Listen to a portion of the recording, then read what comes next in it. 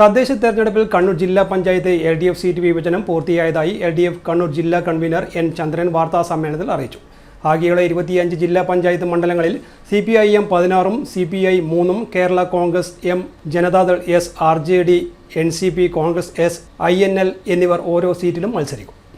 കരിവള്ളൂർ, മാതമംഗലം, പേരാവൂർ, പാട്യം, പന്ന്യന്നൂർ, കതിരൂർ, പിണറായി, പെരളശ്ശേരി, അഞ്ചരക്കണ്ടി, കൂടാളി, മയ്യിൽ, അഴീക്കോട്, കല്യാശ്ശേരി, ചെറുകുന്ന്, പരിയാരം, കുഞ്ഞിമംഗലം എന്നീ സീറ്റുകളാണ്.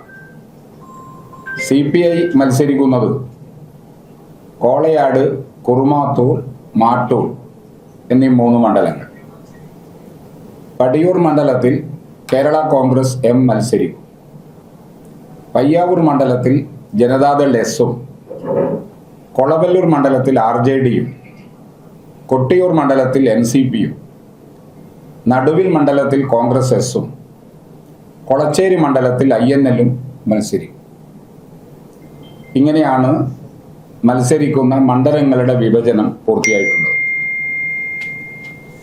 കണ്ണൂർ ജില്ലാ പഞ്ചായത്തിൻ്റെ കഴിഞ്ഞ 5 വർഷത്തെ പ്രവർത്തനം വളരെ മികവുറ്റതായിരുന്നുവെന്ന് നിങ്ങൾക്കെല്ലാവർക്കും അറിയാം. കഴിഞ്ഞ തെരഞ്ഞെടുപ്പിൽ മുന്നോട്ടേക്ക് വെച്ചിട്ടുള്ള നിർദ്ദേശങ്ങൾ നടപ്പിലാക്കാനുള്ള ഫലപ്രദമായ ഇടപെടലാണ് കണ്ണൂർ ജില്ലയിൽ ജില്ലാ പഞ്ചായത്തിൻ്റെ ഭാഗമായി ഉണ്ടായിട്ടുള്ളത്. വിദ്യാഭ്യാസ മേഖലയിൽ കണ്ണൂർ ജില്ലയിലെ സ്കൂളുകളിൽ ഏറ്റവും മികച്ച വിജയം നേടിയെടുക്കുന്നതിന് ജില്ലാ പഞ്ചായത്തിൻ്റെ ഇടപെടൽ ശ്രദ്ധേയമായി. നേരത്തെ മുകുളം എന്ന നിലയിൽ നടപ്പിലാക്കിയ പദ്ധതി പിന്നീട് സ്മൈൽ എന്ന പേരിലാണ് നടപ്പിലാക്കിയത്. SSLC പരീക്ഷയിൽ സംസ്ഥാനത്ത് 4 തവണ കണ്ണൂർ ജില്ലക്ക് 1ാം സ്ഥാനം നേടിയെടുക്കാൻ കഴിഞ്ഞതിൽ ജില്ലാ പഞ്ചായത്തിൻ്റെ ഇടപെടലാണ് പ്രധാനപ്പെട്ട പങ്കുവഹിച്ചിട്ടുള്ളത്.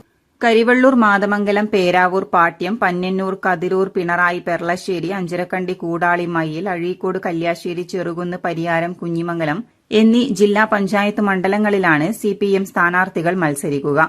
കോളയാട്, കുറുമാത്തൂർ, മാട്ടൂൽ CPI സ്ഥാനാർത്ഥികൾ മത്സരിക്കും.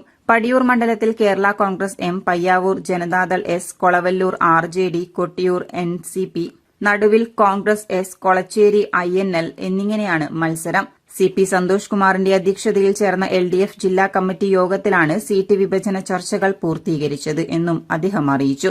വാർത്താസമ്മേളനത്തിൽ വിവിധ ഘടകകക്ഷി നേതാക്കളും പങ്കെടുത്തു.